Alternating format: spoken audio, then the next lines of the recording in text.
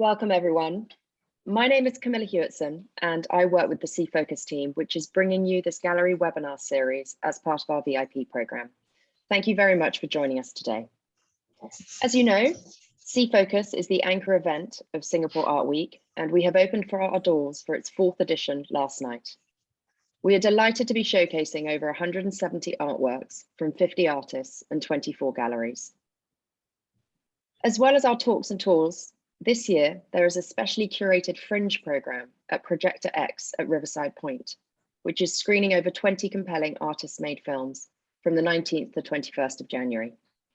All information on these exciting events can be found at cfocus.sg, our website, and I do hope you're able to join us for some of them. But back to today. The talk is entitled Exploring Personal Identities with Malaysian contemporary artist Sean Lian. Through this talk, Lim Wei Ling, director of Wei Ling Galleries, Kuala Lumpur, will chat with contemporary Malaysian artist Sean on his artistic practice, which focuses on the artist's reflection of his personal history and memory. A little more about the speakers. Lim Wei Ling founded Wei Ling Gallery and Wei Ling Contemporary in 2002 and 2011, respectively. A jewelry designer and art history major by training, she has been duly recognized for her contribution and efforts towards the development of the Malaysian art scene through numerous awards and nominations. In 2018, she was appointed by Malaysia's Ministry of Tourism, Arts and Culture to curate and spearhead the country's first pavilion at the 58th Venice Biennale. Sean Lian, born in 1981, graduated from Ling Kok Wing University in 2000, majoring in visual and digital arts. As an artist, his work often deals with the issues of fragmented identities, portraying the contradictions between traditionally Eastern values that he was brought up with and the lure of Western popular culture that he is exposed to, while tracing the social and political tensions that have shaped the collective memory of his region. So without further ado, I will now hand over to Wei Ling and to Sean to lead this conversation forward. Thank you. Thank you so much, Camilla, and to C-Focus and S.E.A for putting this all together. I'm very, very pleased to be here today with you. So without further ado, I'm going to jump right straight into the question, Sean, and that is, what first moved you to investigate your own personal memory and identity through your practice? Right. I guess for context, I should really tell you a little bit about my upbringing, the background of my family and all that. A lot of my work, like as a basis, starts from my relationship with my parents. And I guess, this is the piece that I was introduced to you, and consequently you gave me a show for. Yes, right. yes. A while back now. Yep. Yes, a while back now. Like even further back, my parents, I mean, I don't know how else to put this. Like back in the 60s, my parents were, they were communists. My parents, my mom, when she was studying in Singapore, she was banned from Singapore for 50 years, being involved in some sort of student movement related to communism. And my father, when they met there, my dad was also involved in that, and he was in prison for 2 years back in Malaysia. Yep. Wow, I didn't realize that. Wow. Okay. Yep, I just find out recently, just started talking with my dad and all that. And even after that, I guess their parents instilled in them this sort of romantic grand idea of the motherland. So it was, for them, they were always very pro-China. And I remember that culminates in a scene. I guess the last time we won, Malaysia won the Thomas Cup, I guess it was back in 92 or something. So I was like 10 or 11 years old. So we were watching the badminton match at home. And I have on one side, all my siblings were cheering for Malaysia. And then I have my parents cheering for China. So you can imagine how confused I was even back then. I didn't realize at that time it was a question of sort of national identity versus cultural identity. So that was really the basis of, what I make today, that confusion that stems from where do I stand in terms of my own cultural identity, and what does it mean to be a Chinese person in Malaysia. So that was really the beginning of sort of my cultural confusion, I guess. And you can see it in a lot of work that I make. There's always something that is not, something that doesn't sit very well in the picture. There's always some sort of tension or confusion, right? So I guess this piece sort of encapsulates quite well sort of the basis of what I think about culture and what I think about identity. I mean, I think, if you look at this painting, I mean, I recall when we had our first discussions, you were telling me that as a kid, you had grown up in an environment where where, for example, Mandarin was your first language, and it was Chinese was spoken predominantly at home. And then, the story that stuck with me was you said you were really keen on playing video games like, Atari or Nintendo at the time, and you couldn't understand the instructions or, the instruction manual. In those days, you had a piece of paper that you unfolded, and there were like 3 languages, English, Japanese, and maybe something else, another European language. And so you taught yourself how to speak English, right? Sure. Yep, absolutely. I mean, I went to Chinese school, both primary and secondary. So, I mean, we were taught English back then. I mean, we had English classes, of course. But, my family don't really speak English. And the people that I grew up with, my classmates and all, they were never really into sort of mainstream American pop culture. So, my dad was quite visionary in the sense that, he always thought that it was quite important for us to have a computer. So he wanted his kids to learn computer. So back then it was like the 80s. So in that sense, he was quite an early adopter. But the consequence of that is that I need to learn how to operate the machine, right? And the language, I mean, the instructions are only in English. So I have to teach myself how to be able to, install softwares and play games, and need to understand what the games is about. All the stories were in English and all that. So that's really the sort of turning point of me sort of actively immersing myself in this language as well as the mainstream pop culture. So even as far back as 2009, I mean, you were already, this was already sort of a precursor. This work that you see here was a precursor to where your practice led you, right? So it's sort of like the American pop sort of superheroes sort of in the background, and then in the foreground, your family also, I'm assuming, right? So, I think this is a very, very, this work was just sort of, it was almost preemptive of what was to come. Yeah, right? Sure. I mean, when I was in art school, the kind of work that I was interested in wasn't anything about culture or anything about identity at all. I was looking at Lucian Freud. I still really like his work, but I spent a lot of time learning how to master the medium, oil paint and brushes, the technique itself. And even my first solo show wasn't about culture at all. It was painting animals and all that. So that was the time. It was very technical. But when I gone full time, 2010 and 11, when you spend so much time thinking about art, making art, the process itself has to kind of mean something more than all the technical skills that you can acquire. The process of enjoying or using the paint, that's fine. But I was seeking something more than that. So my practice kind of morphed into thinking about what do I want to make? Like, what do I want to find out about myself while doing the activity of painting? So that's when I started Motherland, which I think was my second show. And when I really start thinking about what else other than all the technical abilities that I can achieve, what else do I want from art? Yeah. Can we have the next slide, please? I'm not controlling the slides. Yeah, thank you. Sure. Right. So this is my second show. Can we have the image? Yeah, thank you. Okay, so Tiffany Blue was, I mean, was a key work in this exhibition, and I know you were talking about, you're referencing your late mom in this painting, right?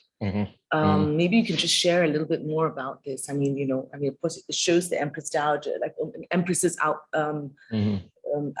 gown, but maybe Right. Sean just can elaborate a bit more about the symbolism behind that. Sure. Right. The way I see the Motherland series, you have a type of work where you have something to say, and you sort of have a finished image in your head, and you try to make a statement by just producing the image in your head. But in terms of Motherland, I mean, the vastness of the subject matter, like Chinese culture, the way my dad presented to me when I was a kid, he gave me, like, my bedtime stories were Journey to the West, Romance of Three Kingdoms. That was my bedtime story, Yes. right? And so the vastness and the richness of Chinese culture was always almost like unattainable to me. So I didn't really know where to start to tackle Motherland, when I was trying to start the journey of trying to find out what Chinese culture is in some sort of clarity. So instead of doing my paintings that way, thinking about what statements that I want to make, I sort of focus on the process and have the works a consequence of the process rather than the works themselves making some sort of conclusions.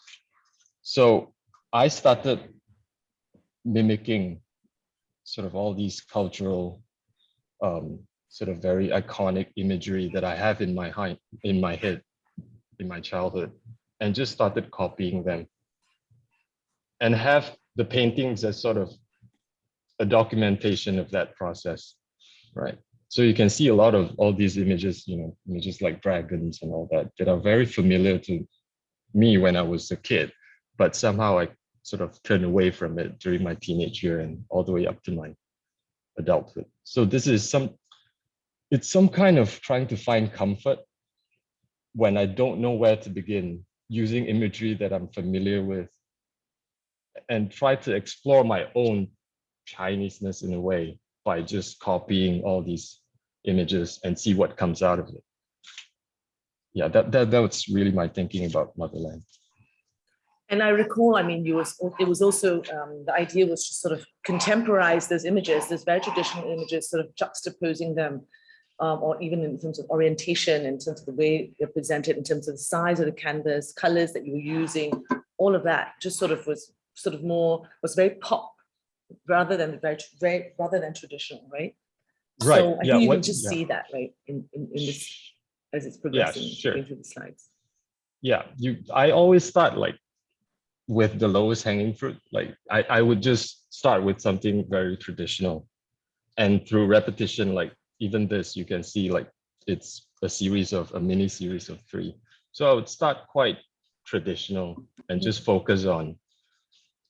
My thinking was if I can sort of try to emulate the footsteps of people that come before me, I can maybe start the process of understanding my own sort of cultural values. But the process of that has to be relevant to myself. So I always try to push it slightly further on the next piece, and even push it slightly just to make it relevant to me. Maybe like, some of the works, like visually, they don't look that different, but the choice of materials was very big for me as well. That the use of more contemporary or industrialized material like metal, and household paint or automotive paint.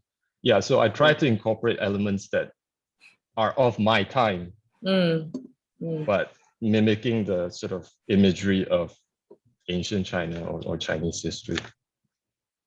Okay, so then I know that you after this big Motherland show, which is really probably what your first major exhibition, you did sidestep and you moved into 3. 3 were monumental works, which are all actually triptychs, and they dealt with your personal sort of identity, and they talked about your relationships, perhaps more personal relationships, on your observations on the world as a witness of our times.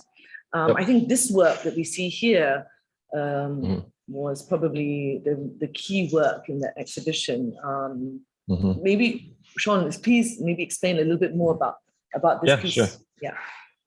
Yeah, I mean, I've never thought that I would keep doing Motherland or keep extending the series. So the first one we did back in 2015, I thought that was like a one and done deal, right? But even when I was doing something else like the triptychs, I mean, I can't help but include sort of elements about Chinese culture. And this piece, I mean, it's about my relationship with my father. So again, the basis of a lot of my art practice stems from that. So my dad is a very traditional Chinese father, right? He was very, I mean, the whole relationship pretty much when I was a child are based on achievements. So you got to do very well in school. You have to be, Yeah. well, you have to All be good Chinese in children can sports. relate. Yes. Yep. And all the extracurricular activities like Chinese calligraphy, storytelling competition, and all that. So the relationship is based on achievement, and I don't know if this is normal, but when the relationship is based on achievement, a lot of shame comes with it as well. You know, like the failure to attain a certain standard that your father sets for you. So yeah, this self-portrait sort of encapsulate the nature of that relationship with my father. So these are original copies, by the way. So I put all my achievement, all the annual report on, from my teachers and all my certificates and all that. Original certificates, right? Yeah, original That's the certificates. question. Are they original Yep. certificates that are in there? So all the Yes. original certificates were encased in this Yes. in this work, right? Yeah. So I myself, I'm keeping like photocopies of my certs. So yeah, and this is quite underwhelming, like for the standards that my dad set for me. So, but in the beginning, when I was in primary school, I was sort of some sort of star student, but it sort of gradually gone downhill from there onwards. I guess it's some sort of a, I don't know, teenage rebellion that I might still have a little bit in myself, even up to this day. But that's what I wanted to express. I guess through expressing myself about the relationship. I found out later on this is pretty common in terms of a Chinese family, the dynamics between a Chinese son and his Chinese father. Yeah. Yeah. Yeah. But what I really love about this work is the way that the three pieces communicate with one another. You know, how your father's the portrait of your father is in white on the left panel, and then you have a self-portrait of yourself, sort of in more sort of darkened tones on the right, almost like a yin and a yang, the old and the older, the younger generation. And then you are tied together or linked almost through the communication that you had, which is through your achievements or what you've done in life. And that's encapsulated through the middle panel, which are all the original certificates of your life, right? Of your life's achievements, so to speak. Visually the middle piece is the connection, but in reality it's in terms of my actual relationship with my dad, it's actually a sort of barrier, and you can see the connection. There's a gradation of white and gray and black, so that's the visual connection in a sense, but in reality it's actually the barrier. No, that I mean, of course, it's interesting to know. I mean, and I think that's why, I mean, for artists, when you are making work which is so personal, it is almost as though it's almost like a form of therapy, isn't it? It's just sort of like a cathartic sort of yes, output. Like I'm gonna, how do I visualize this relationship with Dad, right? How am I gonna move forward with this? Yes, I mean, my sense of when I was like the goal that I set up for myself in the beginning for Motherland was to get some sort of clarity, like a degree of clarity about my personal identity, where I stand culturally. But because of sort of the enormity of the subject matter, I have since sort of tempered my ambition to, like you said, like it's a means of catharsis more than sort of a quest for clarity in a way. Because I don't see an end in sort of understanding the totality of Chinese culture and Chinese history, you know, and it's more about trying to get to a state of like, I'm comfortable with who I am culturally, rather than finding some sort of absolute in terms of who I am as a Chinese person. Yeah. Yeah. So these are the other works of the triptych series. And you can see, even though without thinking of wanting to do something about Chinese culture, a lot of the elements of Chinese culture, I mean, I can't help but to include in this. No, that's true. Okay, so I think now M2 obviously was your last big solo, and it continues Motherland. It's called M2 as in short form for Motherland 2, right? Sean. So I think here what was very interesting was that you used you chose images which are very sort of rooted in Chinese culture. All the pieces are on metal this time, as you said, more contemporary use of material. And even some of the works are sort of in relief, as in like the metal shapes have been cut out. I think we moved to the slide prior to this one. There's an urn. Yeah, these urns were sort of actually modeled out of metal, right? Yes. Share the thought process behind that. Yeah, sure. Like, again, because I thought Motherland was one and done, and I didn't really get a sense of closure after doing that. So again, I have to revisit it and to try to figure out if I can sort of extract more information for myself. And what I mentioned about repetition was really a key part, right? So you start with something a little bit more conventional, and then on the consequent pieces, when you are copying it again, you try to push it further and further and see how much you can break from tradition. So all these are in a series of 3, other than the doors, I think. So it was my way of sort of trying to push the limits of culture. And how far can you push it before you can say you're still sort of extending the tradition instead of doing something that is completely new? So there's some degree of wrongness about all these images, you know, because there are always elements that doesn't fit into sense, right? So that's me trying to push it and see how far I can push it. Yeah. Yeah. I mean, the tension and all of that. I mean, like here, for instance, I mean, these pieces are showing in at the exhibition in Singapore. So these are actually these are based on the Jew wine goblets, right? These are like very ancient sort of wine goblets that are used in Chinese culture. They were made originally from bronze and then ceramic and so on and so forth. But now you've sort of blown them up. They're quite large. They're like 3 feet, a meter tall. And although they have the form, they are, they're obviously, they're just symbols for a goblet, right? So, and the treatment on them is almost caricature-like, almost sort of like sketch-like, right? Yeah, because the first times I encountered images like these are in sort of the serialized, illustrated version of Romance of Three Kingdoms. So this was basically images from my childhood. And the funny thing is about, you see it as something quite benign. It's a vessel for wine. But in the story that I've read as sort of bedtime stories, they would always appear. It was before something bad happens.